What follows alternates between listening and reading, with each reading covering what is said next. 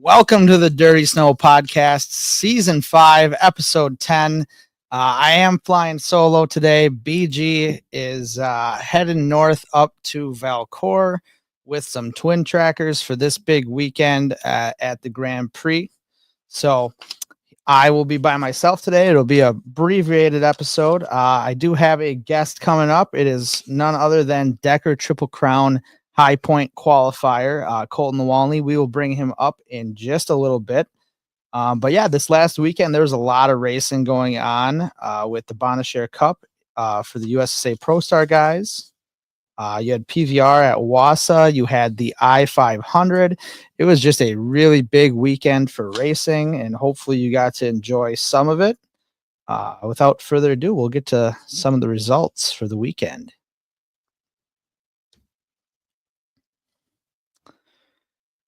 The Saturday portion of the Bonashare Cup, the Pro Star Cup day for the champ guys. Blaine Stevenson picked up the win, his 5th Pro Star Cup race in a row over Gunnar Stern and Tanner Foss. Good showing for Tanner, first time on the Wall Brothers equipment this year. And then moving over to the champ race on Sunday, the Bonashare Cup. Gunnar Stern got on top of the podium over Blaine Stevenson. And then Young Gun and newbie to champ racing, Reed Klinger picked up a podium finish in 3rd place. So that was pretty cool to see. Supermod 440, Sabrina Blanchette over Lucas Nast and Luke Lacasse. And then Outlaw, our buddy Tim Hibbard, got to give him a shout out. He did some victory donuts, I guess, for Rico, I saw, over Chris Plasky and Joe Schneider. I attended the PVR race here at Wassa, the Midwest Nationals. Those guys put on a great show. Lots of sleds, lots of people there. As far as drivers, I believe they had well over 100 entries. Pits were full. Made it through 57 races that day, so hats off to that crew. Supermod 440, you had Bryce Tresniak picking up the win over Gavin Lashclock and Joe Burns. IFS 340, Brent Miller and Jesse Wergen put on a good show. They were 1-2 over Spencer Beadle. And then at 500, the last qualifying race for the Decker Triple Crown, you had Dane Klinger pick up another win over Colton Niewolny and Colton Abraham. Very competitive racing in the F500 division. The top 10 is set for the front row at Manawa. The LCQ for that will be on Saturday on, I think, the PVR track. And then they're going to race Sunday as part of the USSA group, I believe. So we'll see. That's going to be a big race down at Manawa. $10,000 to the winner plus a Henry rifle, $7,000 in additional purse money for the top 10.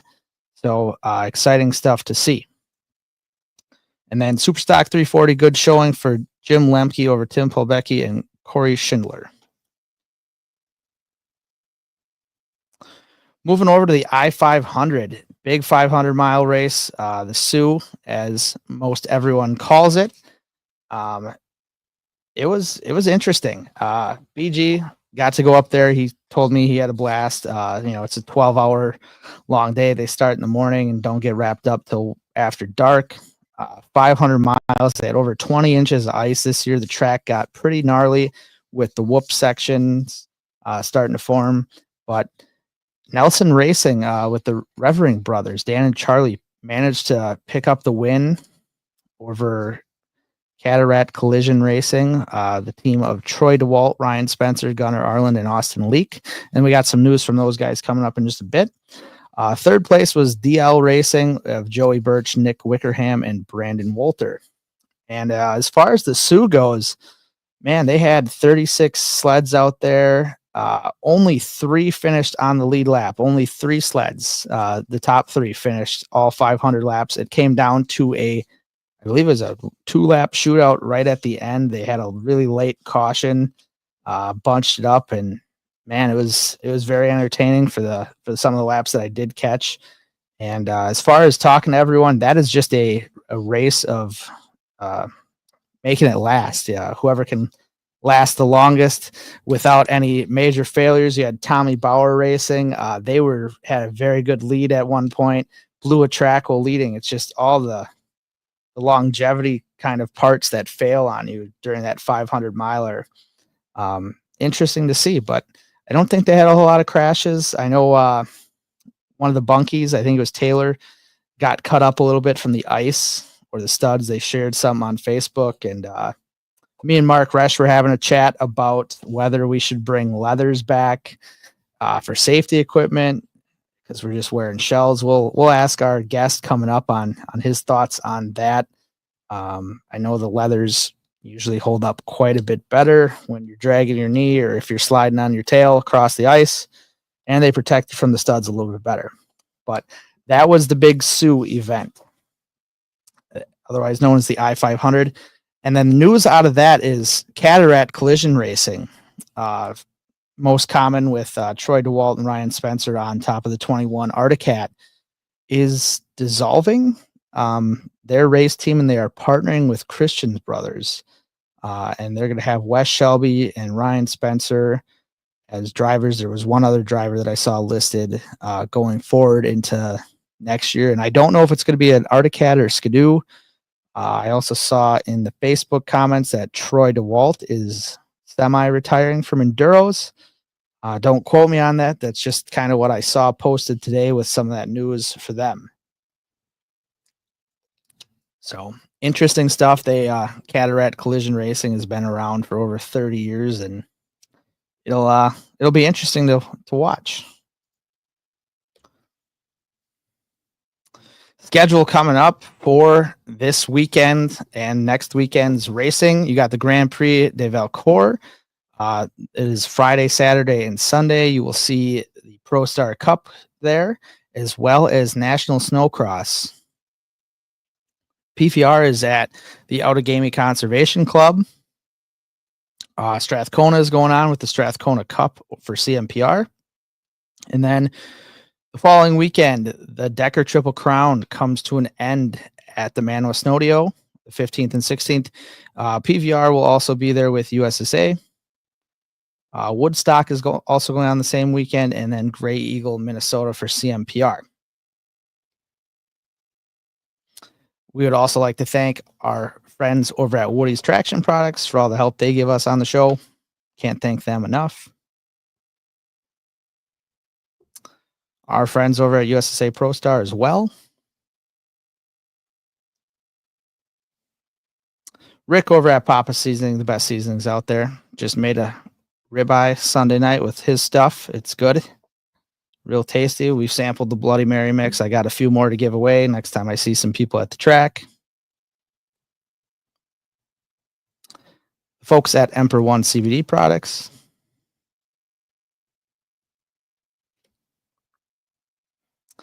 And PJR Home Services. I think that's it for the housekeeping stuff that I had to do. So that's what's going on. A little interesting, we talked on the Sioux and 3 sleds finishing on the lead lap. It's not common. I guess usually it's a little tighter, I think, in years past. So a lot of mechanical failures this year, but they had a lot more ice to lay. The track got a lot rougher. If people are looking for the Bonnechere Cup results, if they missed out or they didn't have the live stream, it is on the OSOR Facebook page. That is the Ontario Snowmobile Oval Racers Facebook page. They just posted them yesterday, I believe, the Saturday and Sunday results. And then I got to give a shout out to Steve Hagen from PDF Racing. We forgot to mention this last week. So the Sabetsky family, the number 24 champ sled, their hauler broke down on the way to Wausau. Steve and his team was already at Wausau. He made the 4-hour trek back into central Minnesota to pick those guys up and bring them to Wausau. So that kind of camaraderie is great stuff you see in racing. And just like to give Steve a shout out because, that's a great job. It could have been just as simple as that the Sabetsky stayed in central Minnesota and they didn't get a chance to come over and race at Wausau. So awesome job. Another event on the calendar that I did miss is Legend Laps happening at Eagle River. It is Thursday, the 13th. If you want to see a chance at some old race sleds, hit the ice. It'll be happening. I believe they're going to start about 9 o'clock in the morning. Eagle River just put out a post on that with Craig. That's the prelude to the Hall of Fame weekend for the Snowmobile Hall of Fame, where they induct their 4 new members this year. Starts with Legend Laps. There will be food and drink there available for sale. I believe they are having a luncheon for all the participants. So if you want to get signed up to race some Legend sleds or take a few laps out on the track, that is the place to be. Mark Resch was still trying to get me to hop on his old Formula 3 650. I'm going to take off of work that day to come watch. Don't think I'll be putting a helmet on. But good stuff there. So without further ado, we'll bring in Mr. Colton Niewolny. He is currently the high points qualifier for the Decker Triple Crown. Colton, thanks for being here. Hey, Norm. Thanks for having me. Yeah, of course. So you've had a really good season so far. You know, Decker Triple Crown, a ton of money added into the F500 class, something we haven't necessarily seen in the past. And you know, I guess talk a little bit about your season. You've been really consistent. Yeah, this season has been a little bit of a roller coaster for us. Probably not up to par is what we would like to have seen, results speaking. But yeah, so basically, even before the season started, we had decided, hey, let's build a fresh F500. You know, it's been 6, 7 years since we had previously built one. This one was kind of getting a little used and abused, so we wanted to kind of start with a fresh start. And it just happened to start just before the announcement of this big Triple Crown thing, all this money and a big series, you know. So it kind of worked out. And we felt pretty good. We wanted to try a few new things on this new sled, new chassis combination. And we debuted it in Ironwood that first weekend with the Triple Crown and with PVR up there. Things were looking, you know, pretty good. We had a little bit of time before that weekend where we were out on the lake testing and trying a few things. So we headed to Ironwood, and from there, the roller coaster kind of began. Things were looking good. We were fast. Pretty happy with where we had started at least. But then in the final, we kind of got tangled up in a wreck. The snowmobile got beat up a little bit upside down. But we were able to salvage a finish and actually charged up through the field. Finished with a podium spot, top 3. So we were happy about that, but kind of upset because we had to, you know, go through the sled and try to figure out what was kind of bent and beat up. And then we came back the weekend after with USSA. We really struggled. Track was a little rough and stuff, and it seemed like we couldn't find what was causing us to was holding us back. So we still made the final. Not the finish we wanted to. I think we ended up 5th or 6th or something. But it was what it was. We were happy to just be in the final, learn some more things, and then we were going to go back to the drawing board because our results weren't great. Then we finally headed off to Wausau, you know, one of my favorite places. I could race there on a weekly basis. We always seem to kind of strive there, find our footing, and really show what we're capable of. So we went there, raced with the USSA group. Track was awesome. You know, the track crew there does an amazing job. But we still seemed like we were struggling a little bit. Hole shots and then just handling wise, you know, it seemed like there's something just a little off in the sled. Our finish wasn't where we wanted to be. We made the final. And then we came back this past weekend to follow it up with PVR, made the final. Somehow marched our way up to the top of the points. You know, that is kind of something in the back of our minds, but we're also just looking to, you know, get things dialed in, and we just feel like we're not quite there yet, but we're working on it. Yeah, you guys have been fast in the F500 class for a very long time. I mean, you guys, I think you've been in that class for close to a decade. Is that correct? Yeah. I want to say we built our first sled when I was 16, so 12 years ago. So yeah, I'm 28 now. So went from the young guy to kind of the veteran of the class per se.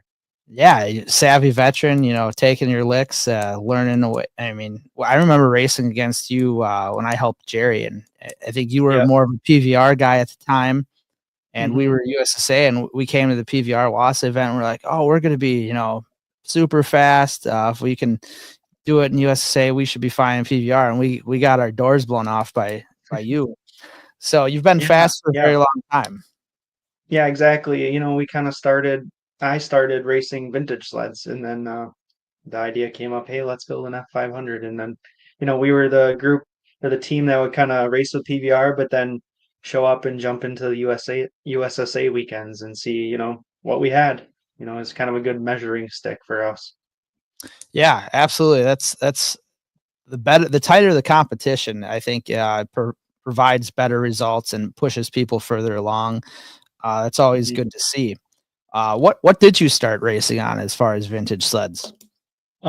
So my first vintage sled was just a old TX 340 super stock. I raced in the junior class for a year or two, I want to say. It was all kind of started. My dad raced vintage sleds in the early 2000s, and I would hang around and go to the races and just kind of help out and, you know, kind of just soak it all in. And I was like, Dad, let's build something for me. I want to race. So we ended up building something. I think I raced it, like I said, for a year or two. And then funny thing is, we took my 1990 Indy 500 trail sled and built an F500, built our first one, and Oh, then that's kind pretty, of made the pretty jump. cool. Not very many people can say they raced their former Mhm. trail sled. So Yeah, that's yeah, cool. and that kind of ruined trail riding for me from that point on. But yeah, it was kind of cool story to say. Yeah, that was my trail sled, and now it's my race sled. Yeah, that's good stuff. I was always a fan of I enjoyed turning laps in the backyard or in the Hmm. field, I guess more than trail Yeah, riding as a kid. So that's yeah, pretty yeah. cool. Me and my brother used to beat the crap out of our trail sleds in the field next to my parents' place, so I can relate to that. Yeah, that's awesome.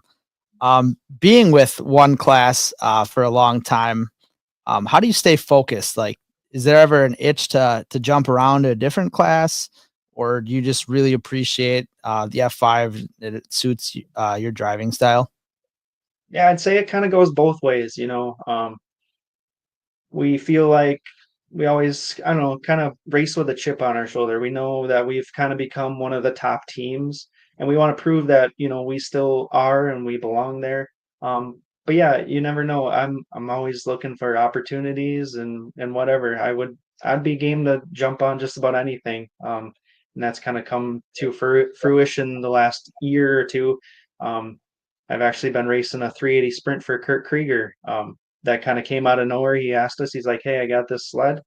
You guys want to ride it?" I was like, "Yeah, why not?" So, yeah, always kind of browsing around looking for an opportunity. So, if anyone out there, hit me up. Yeah, there's a few opportunities out there. I think there's one that kind of opened up this weekend on the champ side. I saw Hmm. with Yeah, Hagen. I've never personally sat or touched a champ sled, but hey, you never know. Yeah, we said Brandon always said if you could drive an F500, you can drive a champ sled. You just go a little bit faster, Mhm. but it's kind of like going from the sloppy jalopy to Cadillac because you got Yep. $1,000 shocks on the front versus $100 shocks.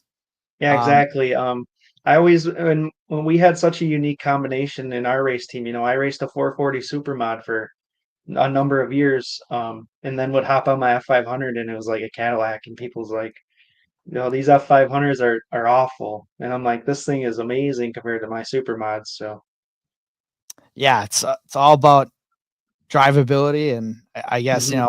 everyone says suspension is a big difference. So I'm a firm believer in that. At least everyone I've talked to is, yeah, the more you spend on shocks, the better and easier it is to drive sometimes. Yeah, yeah, I can believe it. This 380 Sprinter is like, you know, tiers above my 500 now. I've ridden it this year for uh for Kurt, and it's just been like, wow, this thing actually has some gas shocks, has some suspension. Yeah, it makes it a little easier to drive when you get later in the race day, and the track starts to get a little Exactly. rougher. Yep. Yep. Um, but looking forward to Manawa. You are the high point qualifier. Uh, Very consistent. Like I said, you've a couple podiums in the Decker Triple Crown races. Um, Obviously, you got pretty good chances, but the field is very tight. Think you. I'm pulling up the points right now. You were 5 points lead over Colton Graber, and I mean the top 7 are separated by only 20 points. So it's a very tight field, a lot of fast people. And, how do you feel about your chances going into Mano? Do you think you got a little bit of a target painted on your back? I would say, yeah, we have a target on our back, but honestly, anyone in the 10, 12 sleds that make this final, anyone could win it. There's people who are good on certain tracks and certain styles, so we'll see. And honestly, I feel like the lake is almost like an equalizer. We don't race on lakes very often. We test on them, but testing and racing, two different things. So who knows? Yeah, I can say that for sure. I've seen like you said, the first year we went to Manoa to watch, the lake ice definitely is different. It's harder. It wears way different compared to the man-made type of track. And like you said, it is an equalizer. We always did hole shots and like clutching work on a lake. It was never about setup or chassis work because it didn't always Hmm. apply. So it'll be Yeah, it'll yeah, be exactly. When we go on the lake, most of our stuff is just, going straight, dialing in the whole shot and in the speed, not really making a ton of laps. yeah, it's just to get comfortable, just enough to shake stuff down. The LCQ is going to be pretty tight, and that's going to be the Saturday part of the Manoa Snowdeo. I don't know what track it's going to be on, and that's a whole nother variable. You're going to have two racetracks out there because we have two associations running at the same time. You're going to have PVR on one oval and USSA on the other, and depending on who's racing on what oval, I mean, they could be laid out close to the same, but things are a little different. If the USA, they have sleds that grind up the track a little bit more, so your corners could be a whole lot different. Yeah, I think that's going to be something definitely unique. I honestly didn't know until this week that they were planning on having two different tracks and stuff. So I think that's going to definitely throw a little loop in everyone's plan, and like you said, each track's going to probably be a little bit different. Yeah, and the LCQ, just some of the top dogs in the LCQ. There's 10 sleds that will be racing the LCQ, and then the top two will start the back row of the final. And it's a pretty stout LCQ. Just pulling up the points list I got right here. You got Brad Kolchak, who won the first race up at Ironwood, and then has kind of had some bad luck these last three events. And then Richard Moore, Tavish Perry, Austin Graber. He was looking pretty good. He finished second at the USSA Ironwood race. Kendra Westland. I mean, there's a whole list of people that are very capable of winning a final, let alone an LCQ. Yeah, exactly. The LCQ is basically, a final on most weekends. So it's going to be very competitive, that's for sure. Yeah, and did they say how many laps they're going to give you guys for a final? I'm not 100% sure. There's been some grumblings of, which track, what's going to race on which track, and how many laps. I've heard everything from 7 to 10 to 15. So, I'm not sure. Yeah, it'll be interesting. So I just got Jen and Chris Pecca both commented PVR will have the LCQ race on Saturday, Okay. I believe is what is going to be posted. So thank you, Chris and Jen. I know a lot of the PVR guys are watching. They said they moved their board meeting for us, so me and Brandon appreciate that. So he just commented the Decker Triple Crown will be on the USSA track. Mhm. The final will be because of the live streaming setup, I believe. Sure. Okay, well, that's good to know. Yeah, lots of stuff at Manilow. Yeah, absolutely. It'll be a tight field. Lots to look forward to. Um, is there anything that you strive to race one day? Any thoughts at a WC or hopping? I know you said you haven't had an opportunity to hop on a champ. Is that something you'd look forward to in the future? Yeah, I would say so. I'd definitely be game to hop on one, run some laps and stuff. I don't know. I've raced in the vintage WC a couple times. I've qualified. I've been a top 10 qualifier. think my best finish was fourth a few years back. So I've kind of done that. It would have been nice to win, of course, but half the battle is making the race. Um, so I don't know. I'm, like I said, open to any and all opportunities. Yeah, absolutely. It is hard to make those. I mean, that was years when you had 50 plus entries for the Hmm. Supermod WC, and it's Yeah, no small task. exactly. And the sled we had is nothing compared to what people had in the field and what people have now. We had an original chassis Polaris TX with a little old piston port motor, and we were right there with everyone. So it felt really good to be able to do that. Yeah, the piston port, the little engine that could, right? Exactly, yes. If you know, you know. So yeah, Mark Resch and me had a conversation this weekend when we were talking about. I don't know if anyone saw Taylor Bunky got a little cut up at the Sioux. What I believe it was just from sliding on the ice because they had an off. Um, you haven't, you're always a very fast sled. Don't visit the hay bales hardly ever. Um, Me and Mark were talking back and forth if leathers should make a comeback or be mandatory as far as driver protection. Do you have any take on that? Um, Funny you mention it. I actually, a couple years back, got in an accident and kind of the same situation as Taylor there. Slid on the ice. I ended up cutting my elbow up and had to get stitches because of it. So yeah, his was definitely a lot worse looking than what I ended up with. But yeah, the topic of leathers, there's a few guys in PVR like Brent Miller, he wears leathers. You got Paul Sockwell, he's been wearing his leathers forever. Um, I think they have a place, but it's also I think hard to find them and get them and source them. So I don't know. I'm a little on the fence about it. Everything is so easy to get with through like FXR and 509 Fly, all those brands that I'm not sure where you could source that many leathers for that many racers. Yeah, it would be tough. I think you would probably end up having to go to the motorcycle or the drag race type world to find some of that stuff. I think that's what Brent has is some asphalt motorcycle leathers. I They sure look cool. Um, Mhm. Looking at all the vintage stuff, I got a vintage leather Arctic Cat coat, so um, it definitely a lot safer. I mean, the gear we make or we see now is I don't want to say it's kind of like a shell, but it is more or less a Mhm. shell. For the everyone layers up. But as far as blunt force protection or even cut protection, it's not really existent amongst all the brands. I'm not singling anyone out. Um, so that's interesting. I like the safety aspect of it, but yeah, you're absolutely right. Sourcing it would be difficult. Um, but interesting take. Yeah, I think definitely a lot stronger, more protective, especially when you're sliding on the ice or you come into contact with some studs or something. But yeah, I it's gonna be hard unless you look into, like you said, the drag racing, motorcycle stuff to get everyone into something like that. But yeah, it might have a place.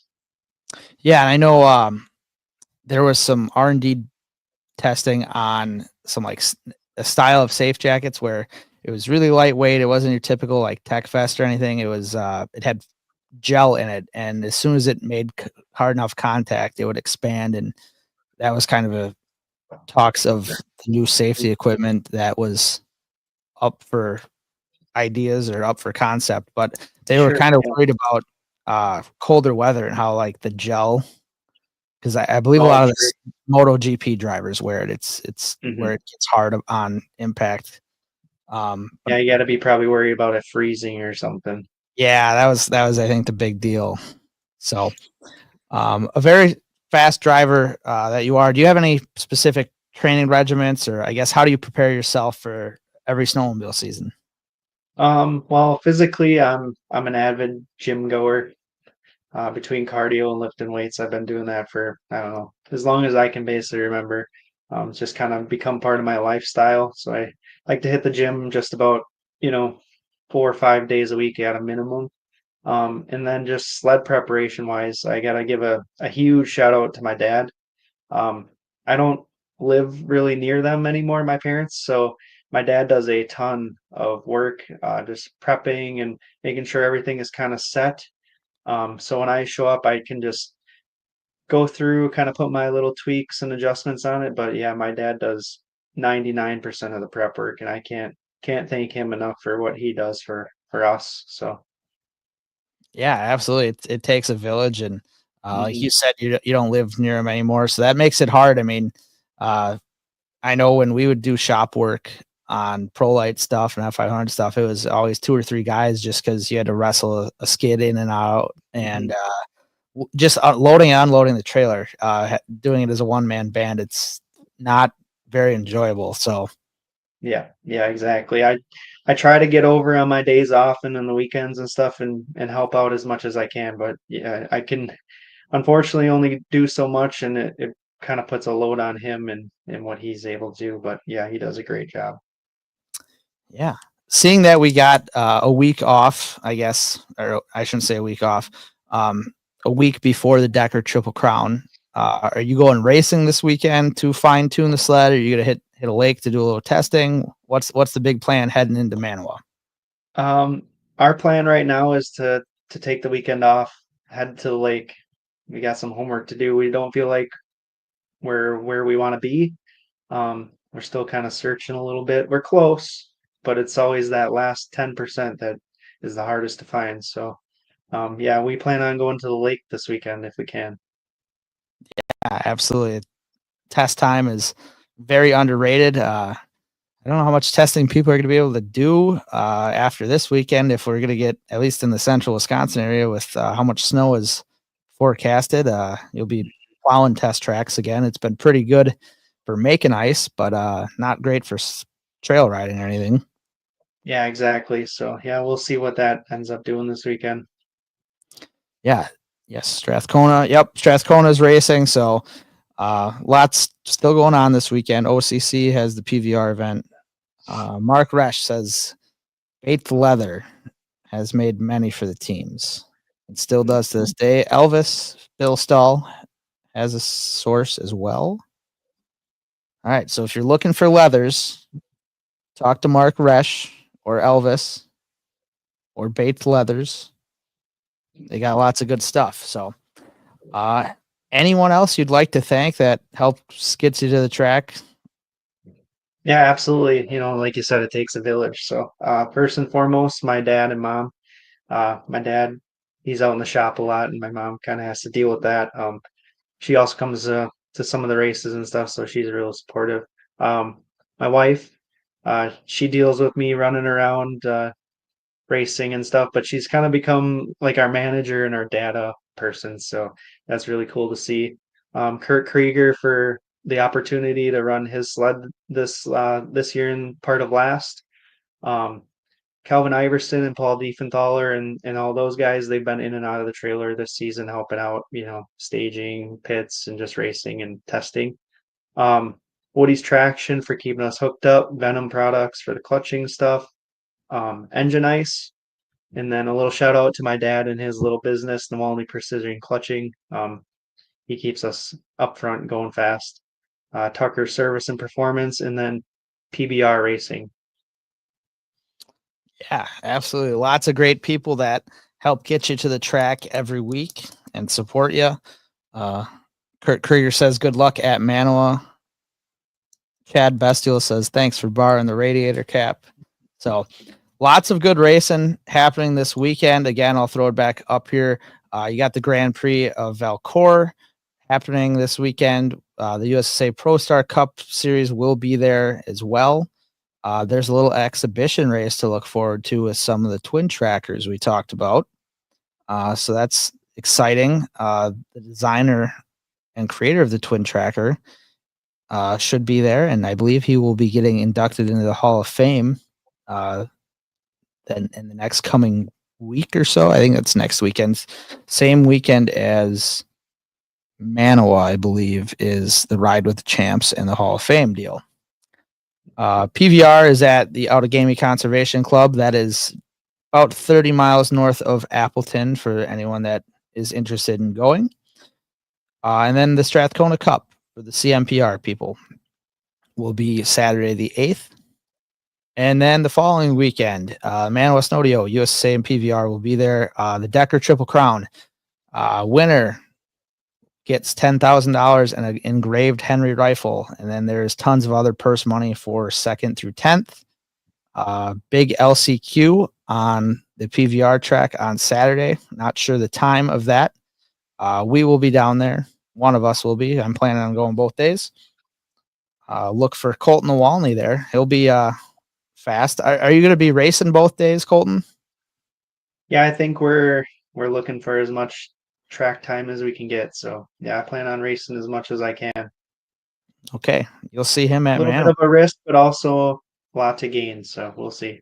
Yeah, it's they always say if you put a carrot out in front of the horse, it's gonna race after it. So great to see that all that money is in the F500 class. They are a big support division across the board, and it's time that they get some recognition. Did you race Alexandria when the jet ski was on the line at all? Yes, I raced, and then actually we had two sleds. We just built a sled, and then my backup sled was there, and the eventual winner, Jacob Gady, was running it. So yeah, that was my sled. So That's awesome. Did he give you the jet ski then? Is the real question. no, No. wasn't part of the agreement. We let him have the jet ski. Okay. Well, hats off to those guys. Jen Pekka letting us know that the LCQ will be at 1:00 on the PVR track. I will do my best to try to go live for that if I'm down there and then have a good vantage point. Man, it was tough for camera work with it being out on the lake and being pretty flat. But that's what's going on in the next couple weeks. Legends Laps is also happening the February 13th. It's a Thursday. Mark Resch and Craig and the Eagle River crew will be up there for that. Definitely a good event if you want to see some old race sleds hit the track. So I think that about wraps it up for us. I'd like to thank Colton Niewolny for being here tonight. BG should hopefully be back from Quebec this time next week, and we'll have a full 1-hour show. But I think that's about it for today. Yeah, thanks for having me. Appreciate it. Yeah, thanks for being here. So that should be it.